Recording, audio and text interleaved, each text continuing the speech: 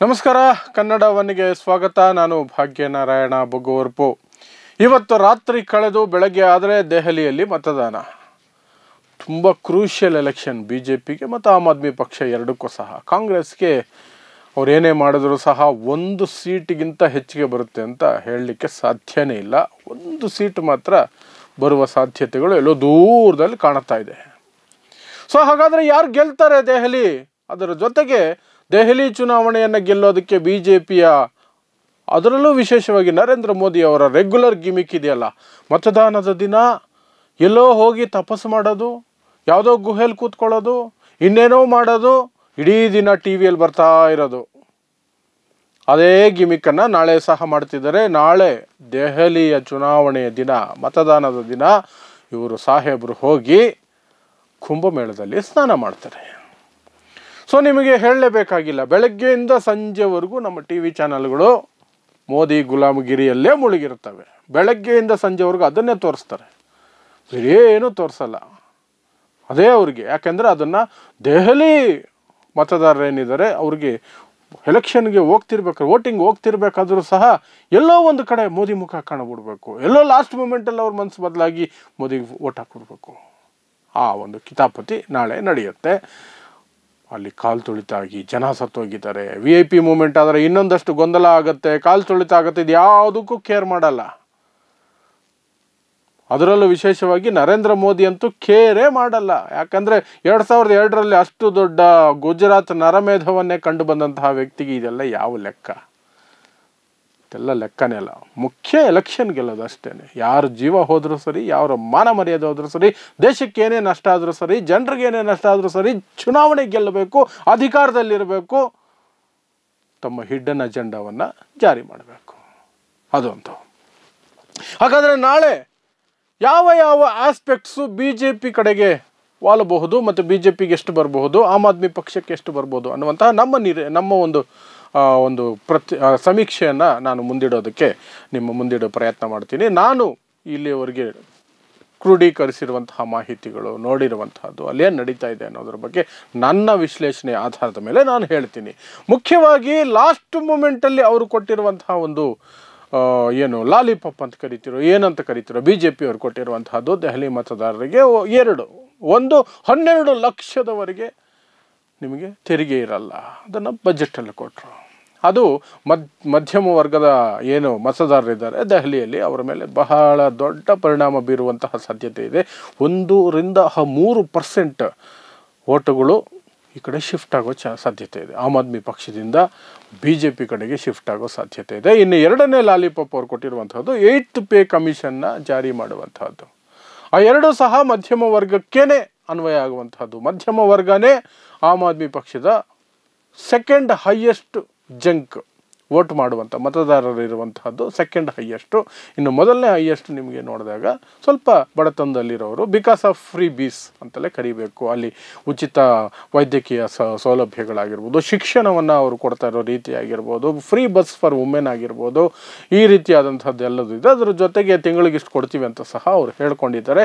ಅದು ಕೆಳ ಮಧ್ಯಮ ವರ್ಗಕ್ಕೆ ಅನ್ವಯ ಆಗುತ್ತೆ. ಅದರ ಮಧ್ಯಮ ವರ್ಗಕ್ಕೆ ಈ ಎರಡು ಅಂಶಗಳು BJPಗೆ ಪ್ಲಸ್ ಪಾಯಿಂಟ್ ಆಗೋ ಸಾಧ್ಯತೆಗಳಿದೆ. ಇದು ಕೊನೆ ಮೂಮೆಂಟಲ್ಲಿ ಆಗಿರುವಂತಹದ್ದು. ಒಂದು 12 ಲಕ್ಷ ರೂಪಾಯಿವರೆಗೂ ನಿಮಗೆ ಟ್ಯಾಕ್ಸ್ ಕಟ್ಟೋ ಅವಶ್ಯಕತೆ ಇಲ್ಲ ಆದಾಯಕ್ಕೆ ಅನ್ನುವಂಥದ್ದು. ಇನ್ನೊಂದು 8th ಪೇ ಕಮಿಷನನ್ನು ಜಾರಿ ಮಾಡಿರುವಂತಹದ್ದು. ಇನ್ನು ಆಮ್ ಆದ್ಮಿ ಪಕ್ಷಕ್ಕೆ ಏನಿದೆ, ಅವರು ಹೇಳುವಂತಹದ್ದು, ನಾವು ನಿಮಗೆ ಇಡೀ ದೇಶದಲ್ಲಿ ಯಾವ ರಾಜ್ಯ ಸರ್ಕಾರವೂ ಕೊಡಲಾಗದಂತಹ ಗುಣಮಟ್ಟದ ಶಿಕ್ಷಣವನ್ನು ಕೊಡ್ತಾ ಇದ್ದೀವಿ. ಬೆಸ್ಟ್ ಸ್ಕೂಲ್ಸ್, ಪ್ರೈವೇಟ್ ಸ್ಕೂಲ್ಗಳು ನಾಚ್ಕೋಬೇಕು, ಆ ರೀತಿ ನಾವು ಸ್ಕೂಲ್ ಸಿಸ್ಟಮನ್ನು ಡೆವಲಪ್ ಮಾಡಿಟ್ಟಿದ್ದೀವಿ. ನಮ್ಮ ಎಜುಕೇಷನ್ ಸಿಸ್ಟಮ್ ಅಷ್ಟಿದೆ, ನಂಬರ್ 1 ಇದೆ ಇಡೀ ದೇಶದಲ್ಲಿ. ಅದನ್ನು ನೋಡಿ ಓಟ್ ಹಾಕಿ ನಿಮ್ಮ ಮಕ್ಕಳ ಭವಿಷ್ಯಕ್ಕಾಗಿ ಅಂತ ಒಂದಾದರೆ, ನಿಮಗೆ ಫ್ರೀ ವಿದ್ಯುತ್ ಕೊಡ್ತಾ ಇದ್ದೀವಿ, ಫ್ರೀ ನೀರು ಕೊಡ್ತಾ ಇದ್ದೀವಿ, ಫ್ರೀ ಬಸ್ ಮಹಿಳೆಯರಿಗೆ ಕೊಡ್ತಾ ಇದ್ದೀವಿ, ತಿಂಗಳಿಗಿಷ್ಟು ಅಂತ ಮಹಿಳೆಯರಿಗೆ ದುಡ್ಡು ಕೊಡ್ತೀವಿ ಇನ್ಮೇಲೆ.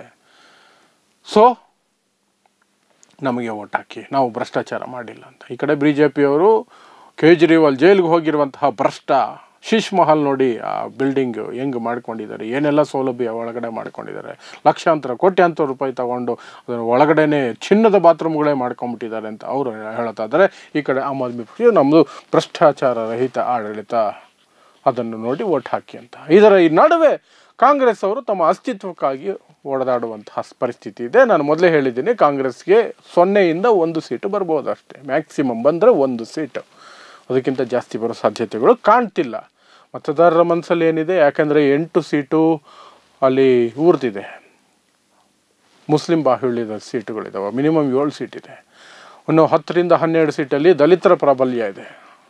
ಎರಡೂ ಮಿಕ್ಸ್ ಆಗಿ ಕಾಂಗ್ರೆಸ್ ಕಡೆ ವಾಲ್ತಾರ ಅಥವಾ BJPಯನ್ನು ಸೋಲಿಸೋ ಶಕ್ತಿ ಆಮ್ ಆದ್ಮಿ ಪಕ್ಷಕ್ಕೆ ಇದೆ, ಹಾಗಾಗಿ ನಾವು ಆಮ್ ಆದ್ಮಿ ಪಕ್ಷಕ್ಕೆ ವೋಟ್ ಹಾಕ್ತಾರೆ. ಅದರಲ್ಲೂ ವಿಶೇಷವಾಗಿ ಮುಸ್ಲಿಂ ಬಾಹುಳ್ಯ ಇರುವಂತಹ 7 ಸೀಟ್ ಏನಿದೆ ಅದರಲ್ಲಿ ಮುಸ್ಲಿಮರು ಯಾವ ಕಡೆ ವಾಲ್ತಾರೆ ಅಂತ, ಕಾಂಗ್ರೆಸ್ ಕಡೆ ವಾಲಿದ್ರೆ 1 ಸೀಟು ಬರಬಹುದು ಅಂತ ಹೇಳಲಾಗ್ತಿದೆ. ಕಾಂಗ್ರೆಸ್ ಕಡೆ ವಾಲ್ದೆ BJPನ ಸೋಲಿಸೋ ಶಕ್ತಿ ಕೇವಲ ಆಮ್ ಆದ್ಮಿ ಪಕ್ಷಕ್ಕಿದೆ ಅಂದ್ಕೊಂಡ್ರೆ ಆಮ್ ಆದ್ಮಿ ಪಕ್ಷಕ್ಕೆ ಹೋಗ್ತಾರೆ. ಹಾಗಾದರೆ ಏನು ಬರ್ಬೋದು, ನಾಳೆ ಏನಾಗಬಹುದು ಅನ್ನುವಂತಹ ಅಂತಿಮ ಒಂದು ಸಮೀಕ್ಷೆ, ಲಾಸ್ಟು ಒಪಿನಿಯನ್ ಪೋಲ್ ಅಂತಲೇ ಇದನ್ನು ತಗೋಬೋದು. ಅದು ಆಮ್ ಆದ್ಮಿ ಪಕ್ಷ 42ರಿಂದ 45 ಸೀಟು ಬರಬಹುದು ಅಂತ. ಕಳೆದ ಬಾರಿ 62 ಬಂದಿತ್ತು 70ರಲ್ಲಿ, ಈ ಬಾರಿ ಅದು 42ರಿಂದ 45ರವರೆಗೆ ಬರಬಹುದು ಅನ್ನುವಂಥದ್ದು ನನ್ನ ಸಮೀಕ್ಷೆ. BJP 25ರಿಂದ 28 ಸೀಟು ಬರಬಹುದು. ಏನು ಎಲೆಕ್ಷನ್ ಕಮಿಷನ್ ಕಡೆಯಿಂದ BJP ಜೊತೆ ದೊಡ್ಡ ಮಟ್ಟದ ಮೈತ್ರಿ ಆಗದೆ ಹೋದರೆ, ಸಣ್ಣ ಮಟ್ಟದ ಮೈತ್ರಿ ಅಂತೂ ಆಗಿದೆ, ಅದು ಬಹಿರಂಗವಾಗಿ ಎದ್ದು ಕಾಣ್ತಾ ಇದೆ, ಇಡೀ ಜಗತ್ತಿಗೆ ಕಾಣ್ತಾ ಇದೆ. ಆಮ್ ಆದ್ಮಿ ಪಕ್ಷದ ಪ್ರಚಾರದ ಗಾಡಿಗಳ ಮೇಲೆ ದಾಳಿ ಆಗತ್ತೆ, ಆಮ್ ಆದ್ಮಿ ಪಕ್ಷದ MLA ಮೇಲೆ ದಾಳಿ ಆಗತ್ತೆ, ಅವರ ಕೈಕಾಲು ಮುರಿತಾರೆ. ಎಲ್ಲಾದರೂ ಸಹ ಎಲೆಕ್ಷನ್ ಕಮಿಷನ್ ಚಕ್ಕರ ಎತ್ತಲ್ಲ. ಎಲೆಕ್ಷನ್ ದಿನಾನೇ, ವೋಟಿಂಗ್ ದಿನಾನೇ ಮೋದಿ ಯಾವುದೋ ಒಂದು ಗುಹೆಯಲ್ಲಿ ಕೂತ್ಕೊಳ್ಳೋದು, ನಾಳೆ ಹೋಗಿ ಸ್ನಾನ ಮಾಡ್ತಿರೋದು, ಇದು ಯಾವುದ್ರ ಬಗ್ಗೆನೂ ಇದನ್ನು ಮಾಡಬಾರ್ದು ಅಂತ ಎಲೆಕ್ಷನ್ ಕಮಿಷನ್ ಹೇಳಲ್ಲ. 70 ಲಕ್ಷ ಮತದಾರರು ಅಥವಾ 7 ಲಕ್ಷ ಮತದಾರರು 7 ಲಕ್ಷ ಮತದಾರರು ಹೊಸದಾಗಿ ದಿಢೀರಂತ ದೆಹಲಿಯಲ್ಲಿ ಸೇರ್ಪಡೆಯಾಗಿದ್ದಾರೆ, ಇದರ ಬಗ್ಗೆ ಏನೂ ಇಲ್ಲ. ಅದನ್ನು ಎಲೆಕ್ಷನ್ ಕಮಿಷನ್ನೇ ಮಾಡಿರೋದು.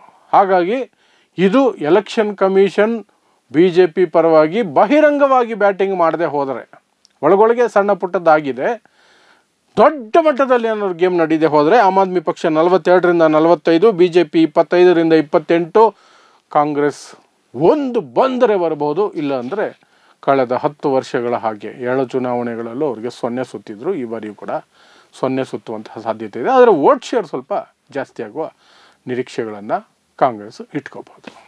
ಸೊ ನೋಡೋಣ, 8ನೇ ತಾರೀಕು ಫಲಿತಾಂಶಗಳು ಬರ್ತವೆ, ಅವತ್ತು ನಿಖರವಾದ ಸಂಖ್ಯೆ ಸಿಗುತ್ತೆ. ಬಟ್ ಇದು ನಮ್ಮ ಸಮೀಕ್ಷೆ. ನೋಡ್ತಾ ಇರಿ ಸಮ ಸಮಾಜಕ್ಕಾಗಿ ಕನ್ನಡ 1 ನ್ಯೂಸ್. ನಮಸ್ಕಾರ.